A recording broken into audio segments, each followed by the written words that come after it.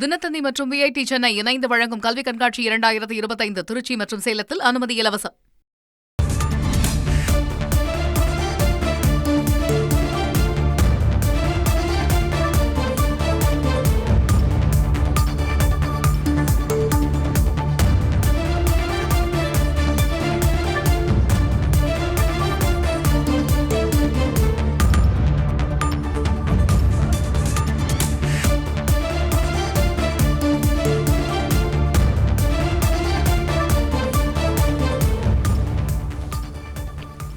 தமிழக அரசு ஊழியர்களுக்கான வரும் மாதம் சம்பளம் ஏப்ரல் 2ஆம் தேதி வழங்கப்படும் என தமிழக அரசு அறிவித்திருக்கிறது. கூடுதல் விவரங்களை செய்தியாளர் பாஸ்கரன் வழங்கிக்கலாம். பாஸ்கரன் வணக்கம். எதற்காக 2ஆம் தேதி வழங்கப்படுகிறது?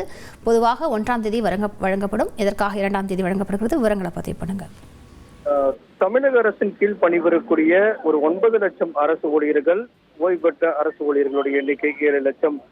இதன் அடிப்படையில் பார்க்கும்போது சுமார் ஒரு 16 லட்சம் அரசு ஊழியர்களுக்கான சம்பளம் என்பது 1ஆம் தேதி மாதத்தினுடைய தொடக்க நாளான 1ஆம் தேதி என்று அவங்க வங்கி கணக்குல வர வைக்கப்படும். ஆனால் இந்த மார்ச் மாதம் சம்பளம் மற்றும் ஓய்வூதியம், குடும்ப ஓய்வூதியம் ஆகியவை இவ்வாண்டு ஏப்ரல் 1ஆம் தேதி வருடாந்திர கணக்கு முடிவு காரணமாக வங்கிகளுக்கு விடுமுறை என்பதன் காரணமாக பணியாளர்கள் மற்றும் ஓய்வூதியாளர்களுக்கான வங்கி கணக்குல 2ஆம் தேதி அந்த சம்பள பணம் என்பது வர வைக்கப்படும் அப்படிங்கிறதா தமிழக அரசு இதன் மூலமாக அறிவித்திருக்கிறது.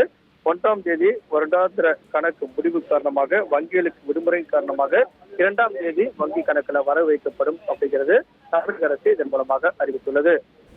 விரிவான விவரங்களுக்கு நன்றி பாஸ்கர். தினத்தந்தி மற்றும் விஐடி சென்னை இணைந்து வழங்கும் கல்வி கண்காட்சி 2025 திருச்சி மற்றும் சேலத்தில் அனுமதி இலவசம்.